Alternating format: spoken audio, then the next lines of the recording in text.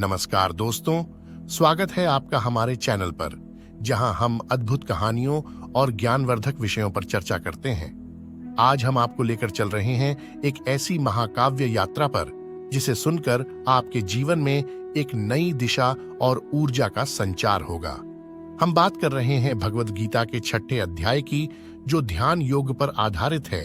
तो चलिए बिना किसी देरी के आरंभ करते हैं। इस अध्याय में श्री कृष्ण कर्म योग, सांसारिक कर्तव्यों का पालन करते हुए आध्यात्मिकता का अभ्यास, और कर्म संन्यास, त्याग की स्थिति में आध्यात्मिकता का अभ्यास के बीच तुलनात्मक मूल्यांकन जारी रखते हैं। वे दोहराते हैं कि कर्म संन्यास की तुलना में कर्म योग अधिक व्यावहारिक मार्ग है। जब काम भक्ति के साथ किया जाता है तो यह मन को शुद्ध करता है और आध्यात्मिक अनुभूति को बढ़ाता है। तब मन शांत हो जाता है और ध्यान उत्थान का प्राथमिक साधन बन जाता है।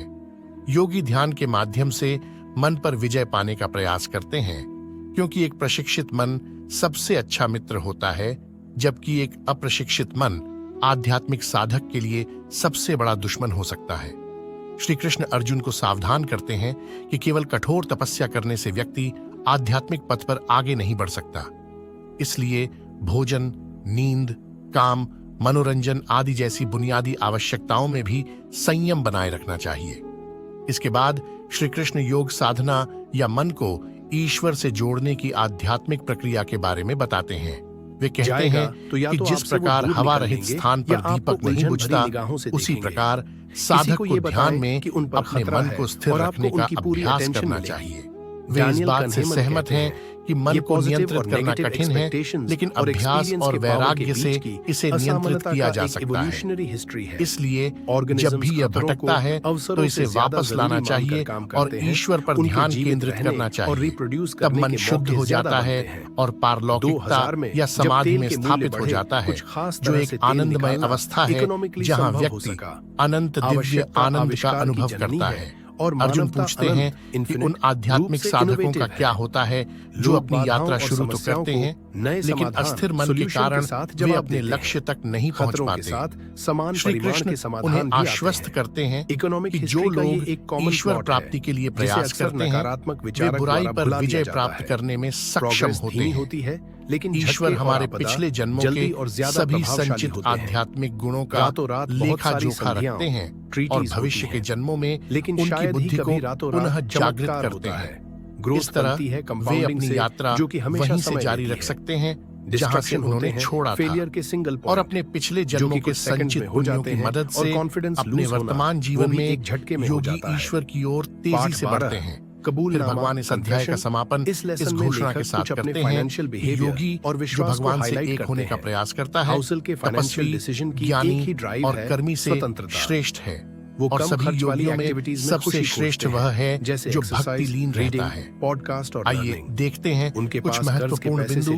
संख्या 1 इंच परमेश्वर ने कहा, मानते हैं कि जो लोग अपने कर्मों के फल की इच्छा किए बिना निर्धारित कर्तव्यों का पालन करते हैं, वे ही वास्तविक सन्यासी और योगी हैं, न कि वे लोग जिन्होंने केवल अग्निहोत्र यज्ञ जैसे यज्ञ करना छोड़ दिया है या शारीरिक गतिविधियों का परित्याग कर दिया है। संख्या 2 इंचेस जिसे संन्यास कहा जाता है, वह योग से भिन्न नहीं है, क्योंकि सांसारिक इच्छाओं का त्याग किए बिना कोई भी योगी नहीं बन सकता। संख्या 3 इंचेस जो आत्मा योग में सिद्धि की अभिलाषा रखती है, उसके लिए आसक्ति रहित होकर कर्म करना ही साधन कहा गया है। जो मुनि योग में उन्नत हो चुका है, उसके लिए ध्यान में स्थित शांत होना ही साधन कहा गया है। उससे कहीं ज्यादा संख्या 4 इंचेस जब कोई व्यक्ति न तो इंद्रिय विषयों में और न ही कर्मों में आसक्त होता है, तो ऐसा व्यक्ति योग विज्ञान में उन्नत कहा जाता है, जिसने कर्मों के फलों की समस्त इच्छाओं का त्याग कर दिया है। धन्यवाद दोस्तों। संख्या 5 इंचेस अपने मन की शक्ति के माध्यम से स्वयं को ऊपर उठाओ, न कि स्वयं को नीचा दिखाओ, क्योंकि मन स्वयं का मित्र भी हो सकता है और शत्रु मिलाकर।